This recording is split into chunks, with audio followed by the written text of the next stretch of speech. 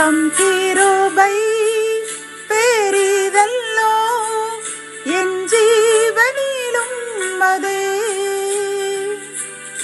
இம்மட்டும் காத்ததுவே இன்னும் தேவை கிருபை தாருமே இன்னும் தேவை கிருபை தாருமே.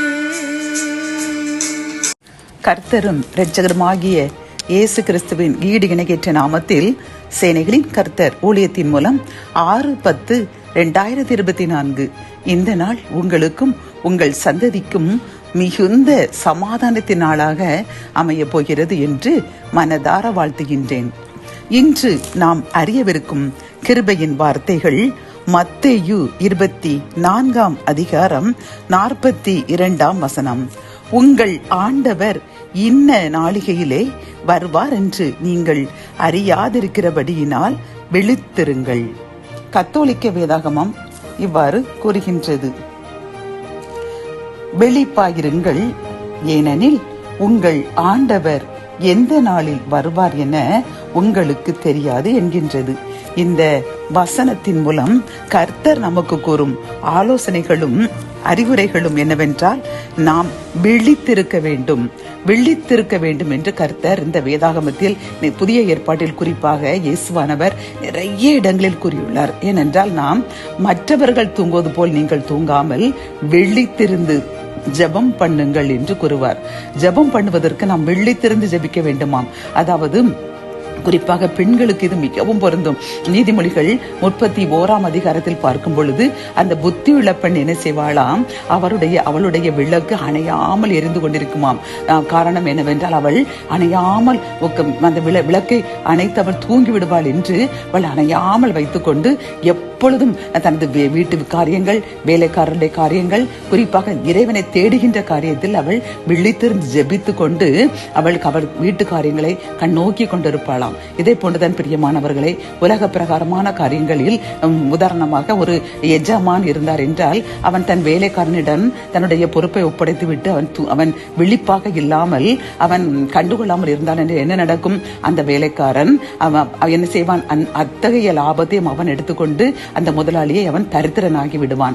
இதே போன்றுதான் ஒவ்வொரு காரியத்திலும் நாம் விழிப்பாக இருக்க வேண்டும் என்று இயேசு கூறுகின்றார். இதே மத்தேயு 24 43 பார்க்கும் பொழுது, திருடன் இன்ன ஜாமத்தில் வருவான் என்று வீட்டெஜமான் அறிந்திருந்தால் அவன் விழித்திருந்து தன் வீட்டை கண்ணமிட விடான் என்று அறிவீர்கள் என்று கூறுகின்றது.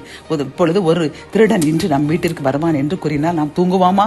தூங்கவே மாட்டோம். விழித்திருந்து அந்த திருடனை பிடிக்க வேண்டும், நம் வீட்டு பொருள்களை பாதுகாக்க வேண்டும் என்று நாம் விழிப்பாயிருப்போம் அல்லவா? இதே போன்றுதான் ஒவ்வொரு காரியத்திலும், குறிப்பாக கர்த்தரை தேடுகின்ற காரியத்தில் விழிப்பாயிருந்து நாம் ஜெபிக்க வேண்டும். நேரமில்லை என்று இப்பொழுது கூறுவார்கள், எனக்கு நேரமில்லை, காலையில் அதிகாலை எழும்பி வீட்டு வேலை செய்ய வேண்டுமா, அலுவலகத்திற்கு செல்ல வேண்டும், இரவு எனக்கு வேலை, இப்படி சொல்கின்றவர்கள் என்ன செய்ய வேண்டும்? விழிப்பாய் இருந்தா கண்டிப்பாக இரவிலாவது விழித்திருந்து, எப்படி வீட்டிற்கு என்று திருடன் வரப்போகிறான், ஒரு ஆபத்து வரப்போகிறது என்று கேள்விப்பட்ட உடனே விழிப்பாய் இருப்பது போன்று நாம் அனுதினமும் கண்டிப்பாக இறைவனுக்கு இரவு தூங்குவதற்கு செல்வதற்கு முன் 1 மணி நேரமாவது விழித்திருந்து இறைவனை இந்த நாள் முழுதும் செய்த நன்மைகளை நினைத்து பாடி நன்றி கூறி, இரவு பாதுகாப்பிற்காக ஜெபித்து, நாம் பகல் பாதுகாப்பதற்காக நன்றி கூறி நாம் விழித்திருந்து ஜெபித்து அதன் பிறகு தான் தூங்க வேண்டும் பிரியமானவர்களை.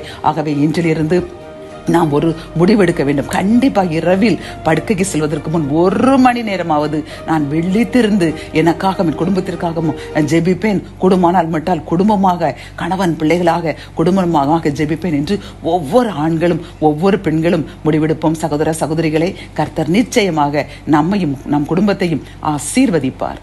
ஜெபம். என் அன்பு தகப்பனை, இந்த அருமையான ஒரு ஆலோசனைக்காக நன்றி கூறுகின்றோம் அப்பா. இந்த நெருக்கடியான இந்த நாட்களில் நாங்கள் ஜெபிக்க மறந்து 1 நிமிடம் 5 நிமிடம் என்று ஜெபித்து கொண்ட அந்த நாட்களுக்காக வேதனைப்படுகிறோம் அப்பா. எங்கள் குடும்பத்திற்கு ஒரு ஆபத்து வருகிறது, ஒரு திருடன் வருவான் என்று கேள்விப்பட்டோம் என்றால் தூங்காமல் அன்று விழித்திருக்க முடியும் அப்பா.